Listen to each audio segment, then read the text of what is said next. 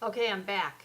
I want to talk about what's going on if people are having crises or if you're feeling like you're on your boat and there's storms and choppy weather and big waves and it's scary and you really want to go into fear or running away or fighting or freezing up.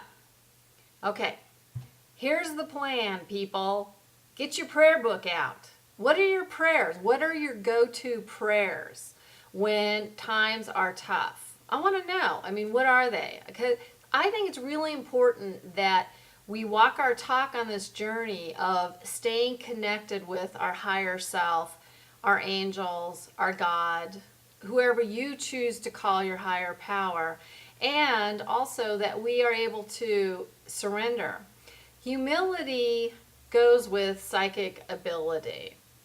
When we're trying to force a solution, when our ego's throwing us into fear and panic, that is not a higher view realm. It doesn't mean that you're not going to feel afraid. It doesn't mean that you're not going to get angry. I mean, those are all real and valid emotions. But if you stay in that, you're staying in a lower level vibration.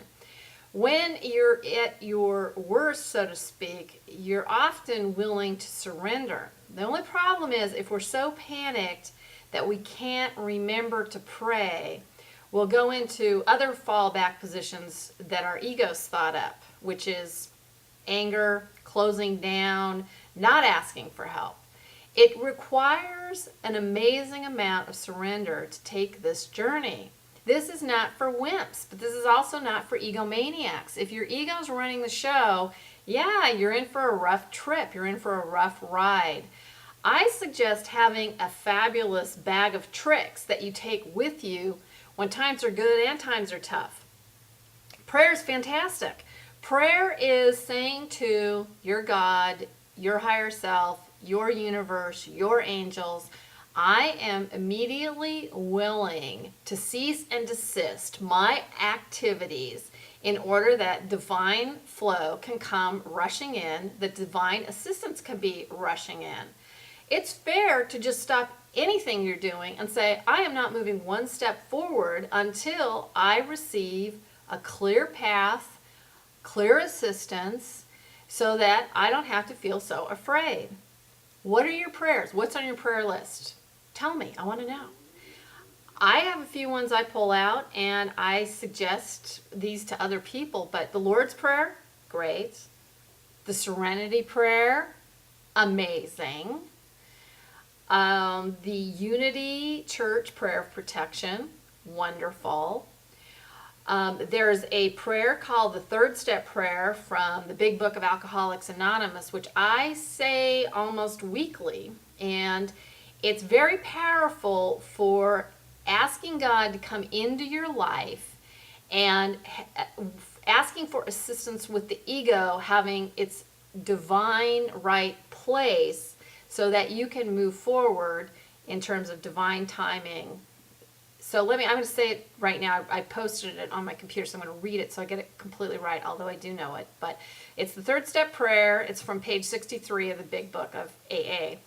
God, I offer myself to thee to build with me and to do with me as thou wilt. Relieve me of the bondage of self, that I may better do thy will. Take away my difficulties, that victory over them may bear witness to those I would help of thy power, thy love, and thy way of life. May I do thy will always. It's just a willingness prayer. Are you willing to surrender to your highest good?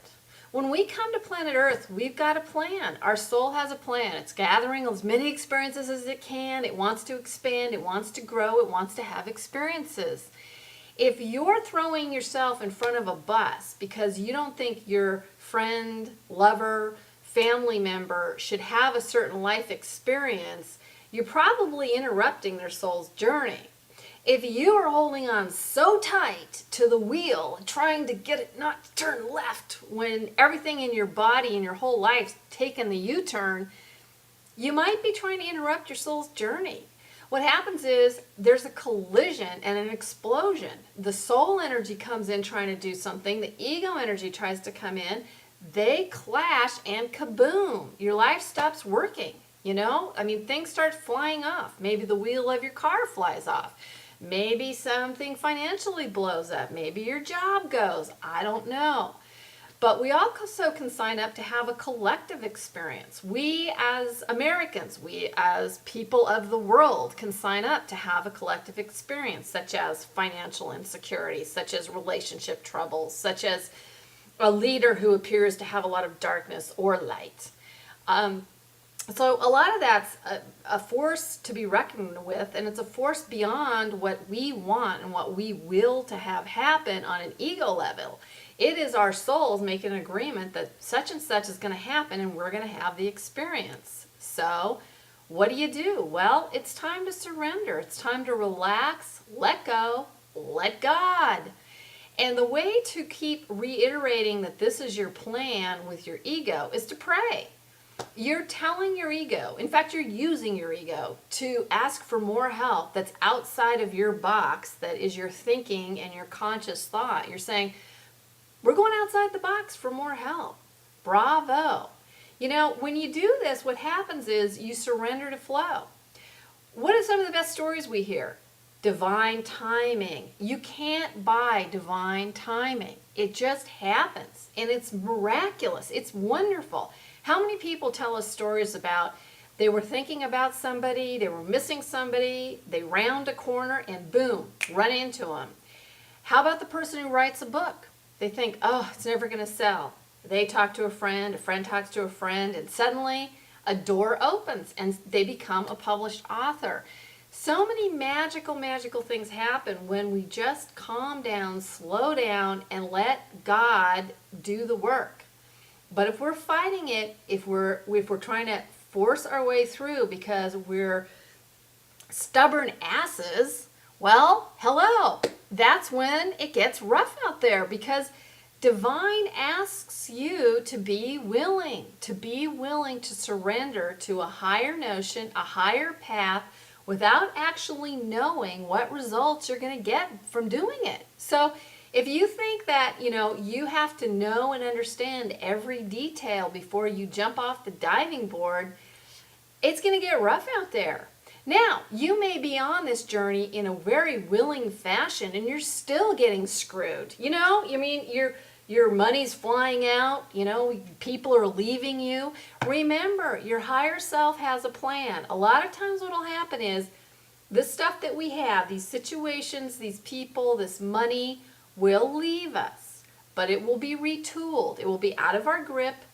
The people, the situation will be being divinely retooled so that it can all come back in a new, higher vibrating form, so that we can all be in a higher state of living, of existence. And sometimes it can't happen in our clutches. It has to be released and let go. You let it go out to the universe. Let the angels do their work and have it come back in a new form. That's very powerful and heady stuff, and it's not something that the ego can see to its conclusion. A lot of times it comes back in a way that's very surprising and very delightful. So if you are having trouble right now on the journey, go up into the crow's nest, let God be your captain, shout out your storm problems, let go, let God. You will get to shore safely. You will. All right. Blessings, and I'll be talking to you again soon, and I have a new book out. Check out my website. It's coming out in March. Woo! It's going to be so fun. All right. Bye.